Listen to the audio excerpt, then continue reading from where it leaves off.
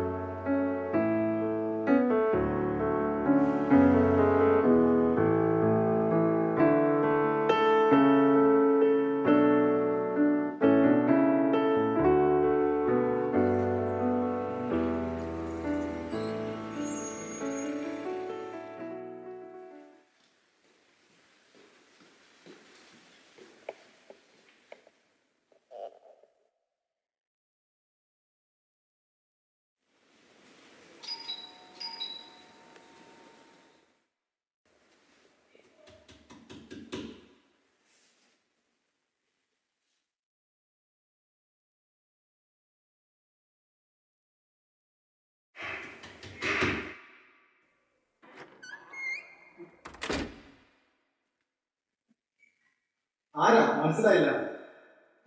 എന്റെ പേര് അലക്സ് എന്ന്. സാമിനെ അന്വേഷിച്ചു വന്നോ? അതെ. സാമിന്റെ നാട്ടിൽ പോയോ? എന്നോട് ഇന്ന് രാവിലെ വരാൻ പറഞ്ഞിരുന്നു. എന്തോ അത്യാവശ്യം ഉണ്ടോ? വാട്സപ്പ് ഒന്ന് കോണ്ടാക്ട് ചെയ്താ കേട്ടോ.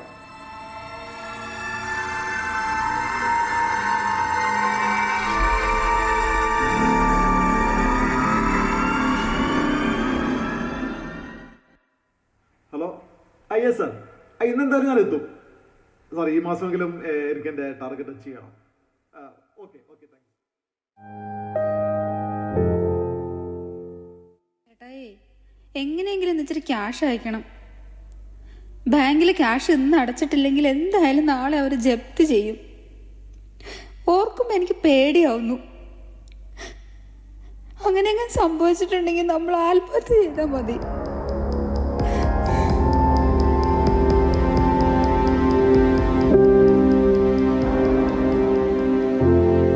സംഭവിച്ചിട്ടുണ്ടെങ്കിൽ നമ്മൾ ആത്മഹത്യ ചെയ്താൽ മതി.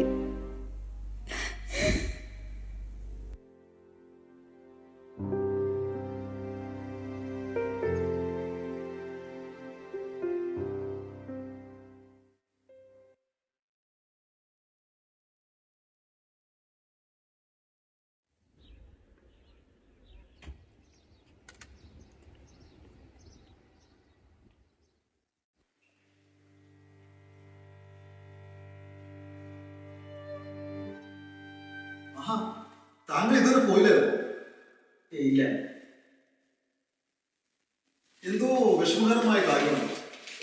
ഒന്നുമില്ല. പറയൂ അലക്സ്, എന്ത് പറ്റി? ഒന്നുമില്ല.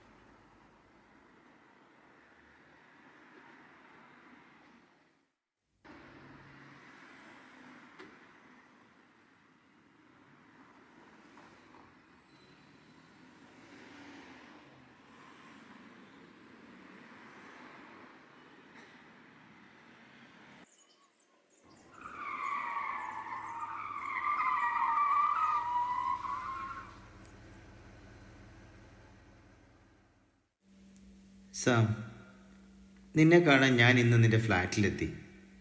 ഇന്നിവിടെ വന്ന മുഴുവൻ കാശും തരാമെന്ന നിന്റെ വാക്ക് വിശ്വസിച്ച്. പക്ഷെ ഇന്നും നീ എന്നെ പറഞ്ഞു പറ്റിച്ചു. നാളെ എൻ്റെ വീട് ജപ്തി ചെയ്യാൻ പോവുകയാണ്. ജീവിതത്തിനും മരണത്തിനും ഇടയിൽ ഒരു നൂൽപ്പാലത്തിലൂടെയായിരുന്നു ഞാനിതുവരെ യാത്ര ചെയ്തത്. അതിൽ ജീവിതത്തിൻ്റെ ഭാഗം അവസാനിച്ചു. ഇനി മരണം മാത്രം. നാളെ നാട്ടിലെ പത്രങ്ങളിൽ വാർത്തയുണ്ടാകും, പ്രവാസി മലയാളി ആത്മഹത്യ ചെയ്തുവെന്ന്. മറ്റാരെയും പോലെ നിനക്കും ആത്മഹത്യ ചെയ്യാം. വലിയ വീടും വീട്ടുകാരുടെ സ്വപ്നങ്ങളും പൂർത്തിയാക്കാൻ ബാങ്ക് ലോണിനെയും ക്രെഡിറ്റ് കാർഡിനെയും ആശ്രയിക്കുന്നവൻ്റെ അവസാന ഗതി ഇതാണെന്ന്. നിന്നെ വിശ്വസിച്ചതിന് നീ എനിക്ക് തന്ന സമ്മാനമാണ് എൻ്റെ മരണം. യാത്ര സുഹൃത്തേ.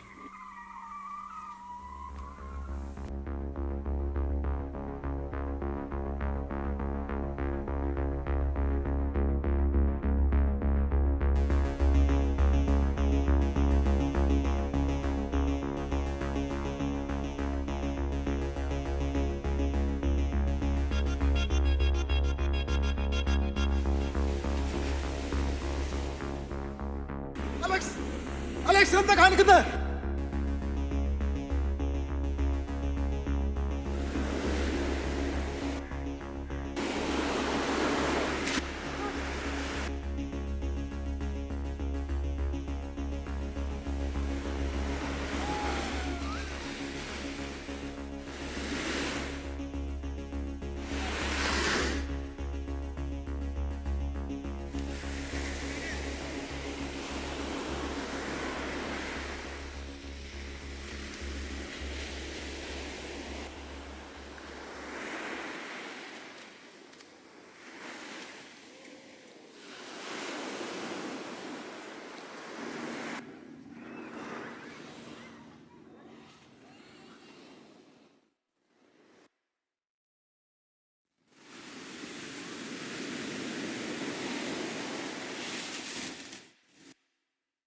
മരിക്കാനാണ് താങ്കൾ ഇങ്ങോട്ട് വന്നതെന്ന് ഈ കടലാസ് കഷ്ണം എന്നോട് പറഞ്ഞു. സമാധാനത്തിലൊന്നും മരിക്കാനേ സമ്മതിക്കില്ലേ സുഹൃത്തെ? സമാധാനത്തോടെ ആരും മരിച്ചിട്ടില്ല സുഹൃത്തെ. സമാധാനം നഷ്ടപ്പെടുമ്പോഴാണ് മനുഷ്യൻ മരണത്തെക്കുറിച്ച് ചിന്തിക്കുന്നത്. ശരിയാണ്. ഇന്ന് രാവിലെ വരെ മരണത്തെക്കുറിച്ച് ഞാൻ ചിന്തിച്ചിരുന്നില്ല. പിന്നെ എന്തു പറ്റി പെട്ടെന്ന് ഇങ്ങനെ തോന്നാൻ? എൻ്റെ സുഹൃത്ത് സാമിനെ കാണാൻ വേണ്ടിയാണ് ഇന്ന് രാവിലെ ഞാൻ അവിടെ വന്നത്. 25,000 ദിർഹം സാമിന് എനിക്ക് തരാനുണ്ട്. എൻ്റെ അവസാന പ്രതീക്ഷയായിരുന്നു ആ പൈസ. പക്ഷെ ഞാൻ വന്നപ്പോഴേക്കും പോയി. സാമിനെ അലക്സിന് എങ്ങനെ അറിയാം? എൻ്റെ വളരെ അടുത്ത സുഹൃത്തായിരുന്നു സാം. 25,000 ദിർഹം സാം ഞാൻ കടം കൊടുത്തു. ശമ്പളം കിട്ടുമ്പോൾ 4-5 മാസം കൊണ്ട് തിരിച്ചു തരാമെന്നാണ് അന്ന് പറഞ്ഞിരുന്നത്. ഞാനാണെങ്കിൽ കയ്യിലുണ്ടായിരുന്ന കാശും വലിയൊരു എമൗണ്ട് ലോണും എടുത്ത് നാട്ടിലെ വലിയൊരു വീടും പണിതു. മാസം മാസം നല്ലൊരു തുക പലിശ മാത്രം വേണം. ഈ കോവിഡിന് ശേഷം ശമ്പളം ഒട്ട് കൃത്യമായിട്ട് കിട്ടുന്നുമില്ല. ഇപ്പം 4-5 മാസമായിട്ട് പലിശ മുടങ്ങി. വീട് ജപ്തി ചെയ്യുന്ന അവസ്ഥ. എൻ്റെ അവസാന പ്രതീക്ഷയായിരുന്നു സാം തരാനുള്ള ഈ പൈസ. ഞാൻ വന്നപ്പോഴേക്കും അവൻ പോയി. താങ്കൾക്കറിയും, നാളെ എൻ്റെ വീട് ജപ്തി ചെയ്യും. ഭാര്യയും കുഞ്ഞും ഒരു വഴിയതരം ഒരു നടുത്തെരുവിലോട്ടിറങ്ങും. അവരെന്നെ ശാപിക്കും, വെറുക്കും. എല്ലാം കൂടെ ഓർത്തപ്പോ മരിച്ചാ മതി. മരണം എല്ലാത്തിനും ഒരു പരിഹാരമായിരുന്നെങ്കിൽ ഇന്ന് ലോകത്ത് ജീവിച്ചിരിക്കുന്നവരുടെ എണ്ണം വളരെ കുറവായിരുന്നു. പറയാൻ എളുപ്പമാണ് സുഹൃത്തെ, അനുഭവിക്കണം. അനുഭവിക്കുന്നവനെ അവന്റെ വേദന മനസ്സിലാവുള്ളൂ. ജീവിതത്തിൽ നിന്ന് തന്നെയാണ് ഞാൻ പറഞ്ഞത്. കടം കയറി എൻ്റെ അപ്പൻ വീടിൻ്റെ ഉത്തരത്തിലൊരു ഓർമ്മയായപ്പോൾ ഒരുപിടി ചോദ്യങ്ങൾ മാത്രമായിരുന്നു. എൻ്റെ മുമ്പിൽ. എന്നിട്ടും പൊരുതി ഇവിടെ വരെ. ക്ഷമിക്കണം സുഹൃത്തെ, താങ്കളെ ഞാനൊന്ന് പരിചയപ്പെട്ടു പോലും. എൻ്റെ പേര് മാത്യു. ഒരു കമ്പനിയിൽ സെയിൽസ് മാനേജറായി ജോലി ചെയ്യുന്നു. ഇന്ന് എൻ്റെ കമ്പനിയിൽ ടാർഗറ്റ് അച്ചീവ് ചെയ്യേണ്ട ദിവസമായിരുന്നു. മറ്റു തരത്തിൽ പറഞ്ഞാൽ ഒരു പ്രൊമോഷൻ കിട്ടേണ്ട ദിവസം. ഞാൻ കാരണം അത് നഷ്ടമായല്ലേ? ഒരു പ്രൊമോഷൻ കിട്ടിയില്ലെങ്കിൽ എന്ത്, എനിക്ക് നല്ലൊരു സുഹൃത്തിനെ കിട്ടിയില്ലേ? വാ, നമുക്ക് ഒരു സ്ഥലം വരെ പോകാം. അലക്സിൻ്റെ എല്ലാ പ്രശ്നങ്ങൾക്കും പരിഹാരം കിട്ടുന്ന സ്ഥലം.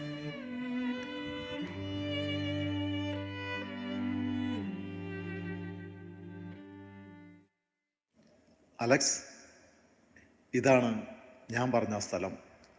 നിങ്ങളുടെ എല്ലാ പ്രശ്നങ്ങൾക്കും പരിഹാരം കിട്ടുന്ന ആ സ്ഥലം.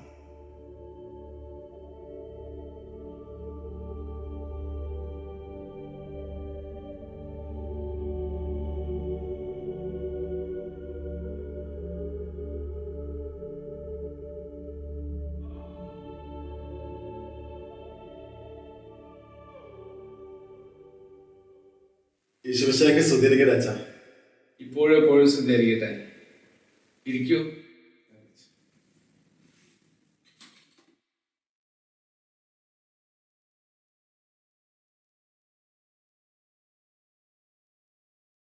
ഇന്നാരാ പുതിയ അതിഥി? ഇതാണ് അച്ഛാ ഞാൻ പറഞ്ഞ അലക്സ്. അലക്സ് ഇപ്പോ വലിയൊരു പ്രതിസന്ധിയിലാണ്. അലക്സ്, പ്രതിസന്ധികളാണ് മനുഷ്യനെ ശക്തനാകുന്നത്. അലറിയെടുക്കുന്ന തിരമാലകൾക്ക് മുന്നിലും തളരാതെ തുഴകൾ വീശുന്ന മുക്കുവരെ കണ്ടില്ലേ? അവരുടെ ആത്മവിശ്വാസം, അതാണ് നമുക്ക് വേണ്ടത്. ജീവിതത്തിൽ തോറ്റുപോയി എന്നൊരു തോന്നൽ. അലക്സ് പറഞ്ഞതുപോലെ അത് വെറുമൊരു തോന്നൽ മാത്രമാണ്. തളർന്നവർക്കും ഭാരം വഹിക്കുന്നവർക്കും അത്താണിയായ ഒരു ചുമലുണ്ട്, നമ്മുടെ കർത്താവ് ഈശോ മിശിഹാ. അച്ഛാ, അലക്സിനൊന്ന് കുമ്പസാരിച്ചാൽ കൊള്ളാമെന്നുണ്ട്. അനുതാപത്തിന്റെ കണ്ണീർ അലക്സിന്റെ ജീവിതത്തിൽ വലിയ അത്ഭുതങ്ങൾക്ക് കാരണമാകും. എന്നാ അലക്സ് ഒന്ന് കുമ്പസാരിക്കും. എന്നാൽ മാത്യു ഒന്ന് പുറത്തേക്ക് എടുക്കും.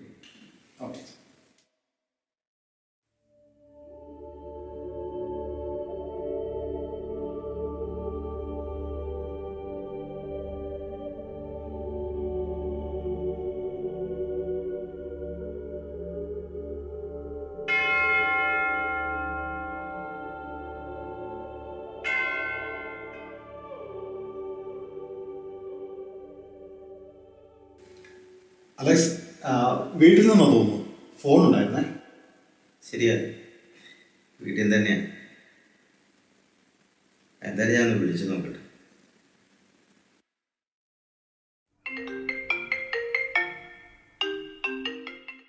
ഹലോ. ദൈവം നമ്മുടെ പ്രാർത്ഥന കേട്ട് ചേട്ടായി. നമ്മുടെ ജപ്തി ഒഴിവായി. ചേട്ടായുടെ കൂട്ടുകാരനില്ലേ സാം, ആ ചേട്ടൻ വന്നിരുന്നു. ബാങ്കിൽ പോയി 10 ലക്ഷം രൂപയും അതിൻ്റെ പലിശയെല്ലാം അടച്ച് ക്ലിയർ ചെയ്തു എന്ന്. ജപ്തി നടപടികൾ ഒഴിവാക്കി ബാങ്ക്. അനുതാപത്തിന്റെ കണ്ണീർ അലക്സിന്റെ ജീവിതത്തിൽ വലിയ അത്ഭുതങ്ങൾക്ക് കാരണമാകും. വെൺമണിമുത്തുകൾ ഓർത്തൊരു ജപമാല കൈകളിലേന്തി ഞാൻ മുട്ടുകൊട്ടാം. ദുരിതങ്ങളേറി ഞാൻ ഇരുൾ വീണ നാളിൽ യേശുവിൻ കരങ്ങൾ എന്നെ മാറോടു ചേർഹീനതയിൽ ബലമേകിടാൻ കർത്താവ് കൂടെയുണ്ട്. ബലഹീനതയിൽ ബലമേകിടാൻ കർത്താവ് കൂടെയുണ്ട്. കർത്താവ് കൂടെയുണ്ട്. കർത്താവ് കൂടെയുണ്ട്. ദുരിതങ്ങളേറി ഞാൻ ഇരുൾ വീണ നാളിൽ യേശുവിൻ കരങ്ങൾ എന്നെ മാറോടു ചേർത്തു. ദുരിതങ്ങളേറി ഞാൻ ഇരുൾ വീണ നാളിൽ യേശുവിൻ കരങ്ങളെന്നെ മാറോടു ചേർത്തു.